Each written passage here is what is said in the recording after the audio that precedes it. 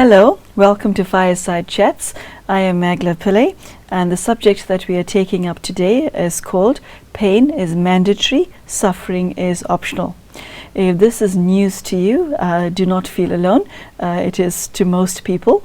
The subject falls squarely into the ambit of spirituality, and on this show we are looking at what the core of spirituality is.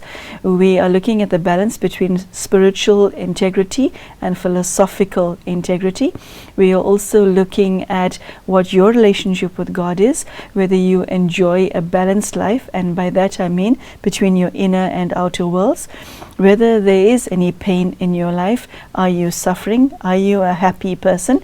And are you comfortable with what you've become? In other words, has your conscience become your friend or your enemy? If all of these questions are of interest to you, including the subject matter, we invite you to sit down and join us for half an hour so that we can explore this topic with Sister Denise, who has been practicing Raj Yoga meditation for over 4 decades and who brings to this show her variety and depth of experience in the spiritual field. Sister Denise, a very warm welcome. Thank you. Thank you so much for joining us. Pain is mandatory, suffering is optional. The title makes me wince. And I'm sure it has this effect on a lot of people. What does that mean? If everyone was always doing the right thing, there wouldn't be any pain. So in a way, pain, the purpose and function of pain is to let you know that you're doing something wrong. So it will be there whenever you're doing something wrong. That will be told to you non-verbally through some sort of pain. It can be financial, physical, emotional, social, whatever. You don't necessarily have to suffer about it. That's your choice. What would be better is if you're strong, take the pain, pay attention to the message, and adjust the course of your life. But people are not strong. They don't have powers. They don't know how to interpret pain in a positive way, and so they will choose to suffer. What people don't realize, I think, is that suffering is a choice. What is your definition of suffering? I think it's something like,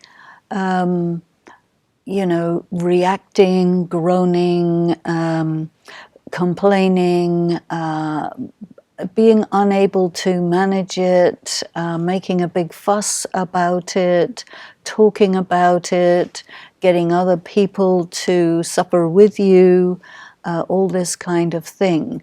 And that really will increase the pain, because the pain will say, oh, this person's not getting the message. I have to upgrade the amount of pain until finally they do get the message. But very often it has to get very extreme.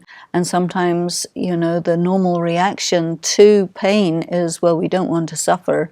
So we will numb the pain, we will anesthetize it, we will use drugs, whatever it is, but we don't want pain. And this is because people think that pain and suffering is the same thing. So I feel that it's very important to separate them into two things. So I say that pain is mandatory. It will come along when it needs to come along. But if you suffer, that's because you haven't understood. Are you then advocating that everyone adopts a stoic attitude towards their pain? Is that what you're saying? Not really, because just, gritting your teeth is not to listen to the message. You're dealing with it in a different way. I want to interject there, Sister Denise. Take us through how you listen to the message. You have an intense pain on your right shoulder. You have a frozen shoulder, which is causing you an immense amount of pain. You're in sheer agony. You do what?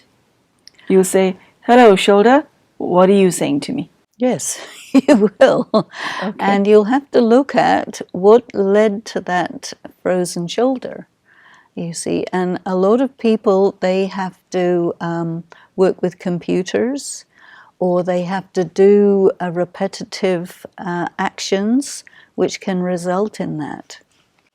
Now, a person will say, well, I have to do this job, and this job caused me to have this frozen shoulder. Well, there you've got an industrial injury, and so the people at your job have to compensate you for that. This is not at all a perfect world, and people may say, well, this is the only job I can get, and with this job comes frozen shoulder.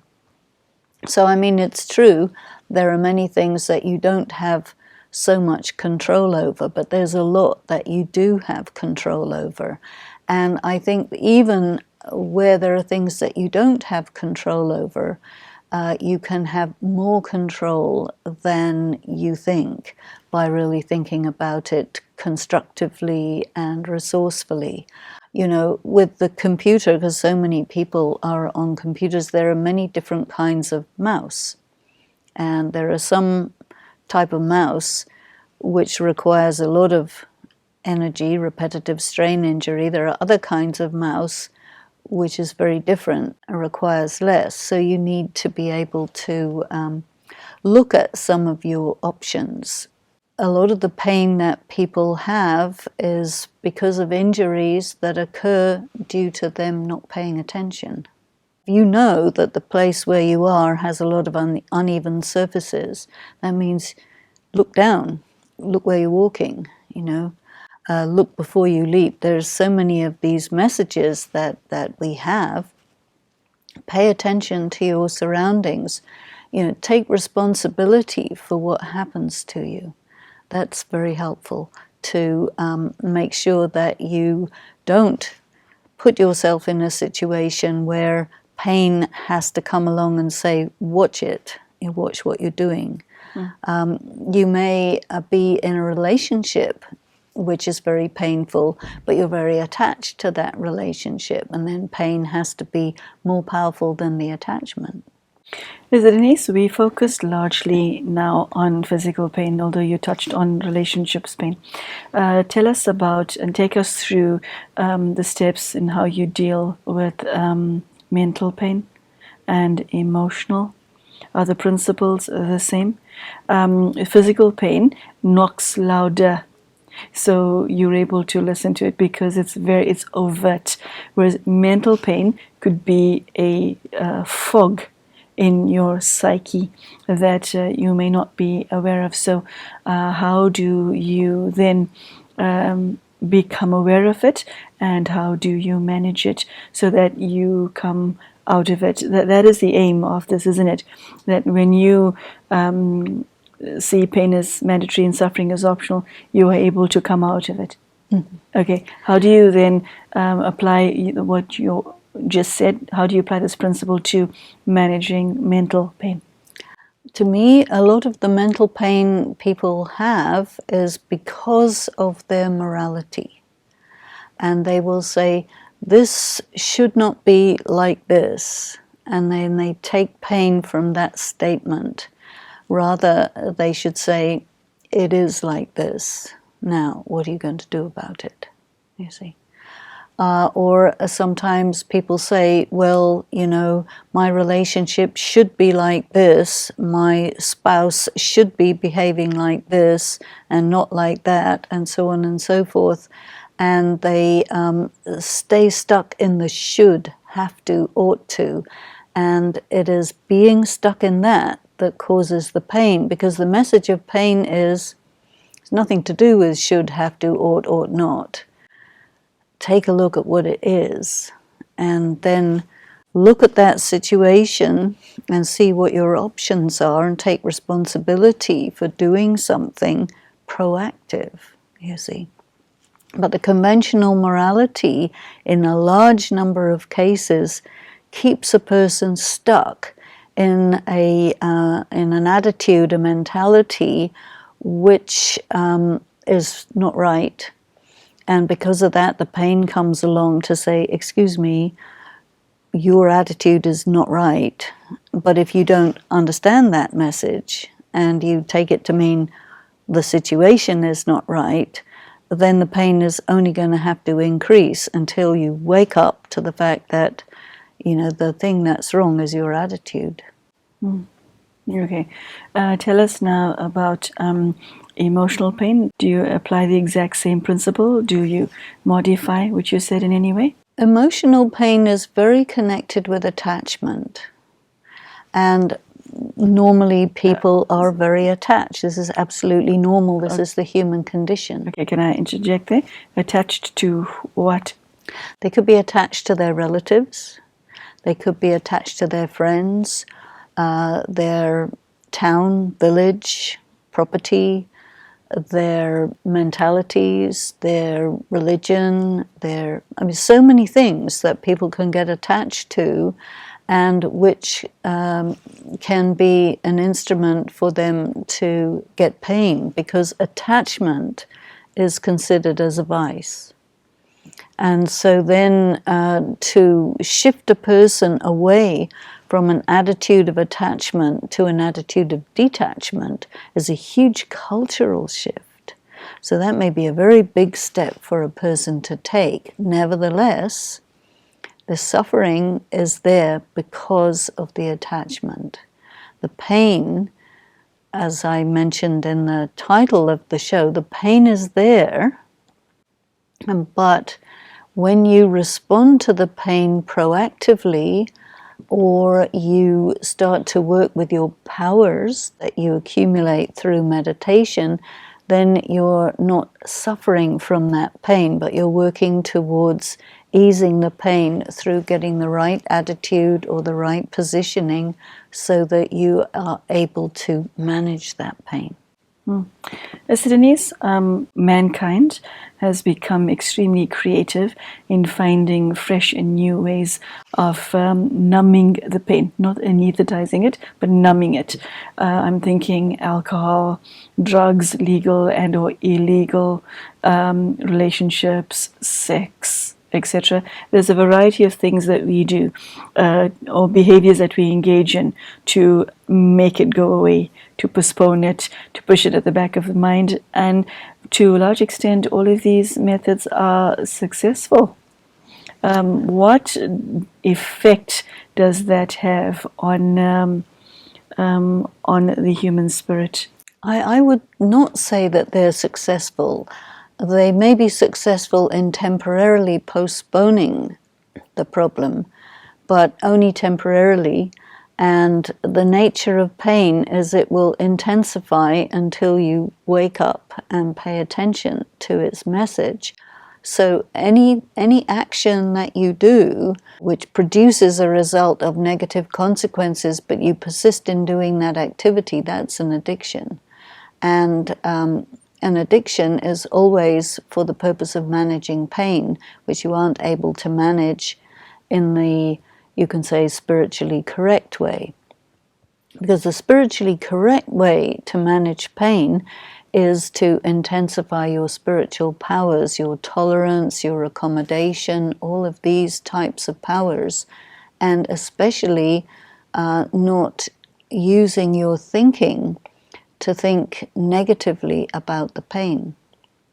You know, acceptance is very helpful in regard to pain. When you resist pain, it's always going to find a way to be more powerful than your resistance. If you numb the pain, it'll find a way to be more powerful so that it breaks through your numbing activity or substance abuse. So pain knows what it's doing. The problem that people speak about is human suffering. They don't talk about human pain. So really the issue that we need to think of is suffering. Why do we suffer? How do we suffer? What do we do that we don't need to do? Part of the problem is because people equate pain with suffering. And as I said earlier, it is valuable to separate them so that you can actually look at your situation and see which bit of it is pain, which you can't do anything about, you have to listen to and work through, which bit of it is suffering, which of course I have called as optional, So you're suffering because you haven't understood that you don't have to. You're suffering because you've chosen to do it. You're suffering because you haven't understood that you have options and that you need to think about what are my other options, you see. And all of the options are to do with the work you do to make yourself spiritually strong. You know, one of the reasons why bad things happen is to make you experienced, and the other is to make you strong. You know, these things are not designed to make you miserable. You may choose to make yourself miserable about them, but it's because you haven't understood the value, the positive result that you can take from them. And I think this is why we are having this kind of educational show, to explain to people what is possible, what further options people do have. Mr. Denise, I'm thinking right now of a woman in an abusive relationship where she allows the pain to continue, and together with that, the suffering to continue. What would you say to her? And there's so many millions who fall into that category. There's not just the physical or the sexual abuse, there's also the emotional and verbal and financial abuse. This is the tragedy of our current world, where the circumstances and the prevailing social attitudes are really stacked against women, and most women are socialized to get into those situations from birth. So to educate yourself is a very important part of it.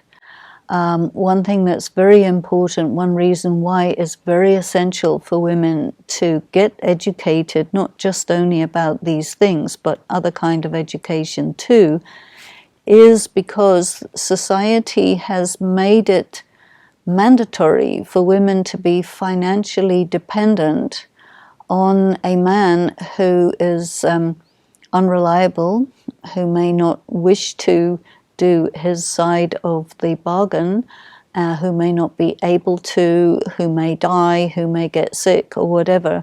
So the current society really prevents women from being self-reliant, and that is being challenged on many fronts, but it still has a very long way to go, because a woman will stay in an abusive situation mostly because of financial dependence. Secondly, because of the children, you see. The society says, the prevailing social attitudes say, that your purpose as a woman is to produce children and to endure whatever unendurable situation your spouse may choose to give you. And it's quite epidemic in proportion these days. So this is why there are so many questions coming up about women's rights, gender rights, abortion, all of these things, is because of the way that women are abused, which is condoned by the prevailing social attitudes, which are seated in the most of the conventional religions, and that comes into the legal system. So the whole society, pretty much globally, regardless of which culture you're talking about, in a general way, is stacked against women. And so what has happened is women, when you calculate all the details of it, they've ended up much stronger than their oppressors, even though they're still oppressed. I mean, That's sometimes I say, as a joke, you know, that if a man would have to give birth to a child, he'd only do it once, because I don't think they can handle that kind of pain. You know, many men will die very quickly if their wife dies first. So they like it much better if they die first, you see, because it's much easier for a woman to live without a man than for a man to live without a woman. So overall, even though women are called the weaker sex, there's not much evidence as to how they're weaker except in terms of musculature. But in every other way, they have had to become strong because the circumstances are so hard, and that has been the case over many, many generations. But then the socialization process sort of keeps women weaker than they very often need to be and pushes men to be aggressive towards women. So I really feel that the whole war between the genders has to be looked at, and we have to make our peace. I think spirituality can help in this because spirituality says that every soul is genderless. So your identity, whether you're in a male or a female body, is you're genderless. And then you come into a role. But your actual self, the actual fundamental being of a human being, is above and beyond gender issues. It's only when you come into the body that that comes up. Because it's so fundamental philosophically, and you could say religiously, is a big challenge to the prevailing ideals which you need to make. Take us through the assistance that you get from the divine in handling any type of pain. How does he watch to see how you'll handle it yourself? Can you go to him and say, God, I can't take it anymore, please help me? Does he respond to desperation when we go to him when we are at wit's end? How does that work? Well, people do go to God when everything else has failed, and it's usually some kind of extremely painful situation. And as I said earlier, when you are absolutely sincere and you absolutely give yourself over to God, there you really do experience relief. But mostly what happens is people are so resistant to the pain and so focused on trying to destroy the pain, they have an adversarial relationship with the pain. And I think once you move away from that and you surrender to the pain, that's where the pain will start to feel that you're getting the message. And once you've got the message, the pain will leave at that moment. Explain to us what you mean by surrendering to the pain. What does that entail? Is that a conversation that you have with yourself? I think it is a conversation that you have with pain. You have to say, okay, I surrender to you. What are you trying to tell me?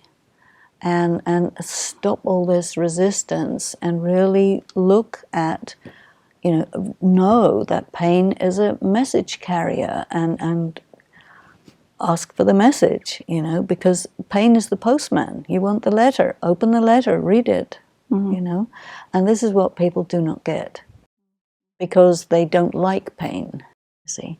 And so we need to get people to say, okay, pain is painful, but it's an important messenger. It has a message. Ask it, give me the letter. Let me have the message, because then I can act on that. Sister Denise, that was a bomb of a message, and I think, well, it certainly causes a shock to my mind to know that one has an option as to whether to suffer or not, and it's mind-blowing that one can have a conversation with one's own pain. So I thank you for opening that door. It's news to me, and I'm sure to many viewers. Thank you. So, ladies and gentlemen, I hope that you have been duly educated in pain management.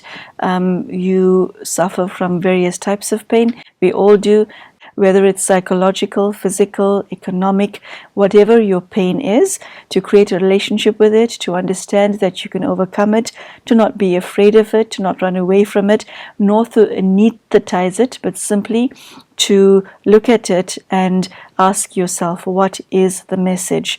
If you are suffering in any way, I do hope that your suffering comes to an end simply through spiritual empowerment, and to listening to today's episode and more such episodes where you can regain your lost power and face life head on and enjoy life, and also include God in your journey. So thank you so much for joining us. Thank you, Sister Denise, and goodbye.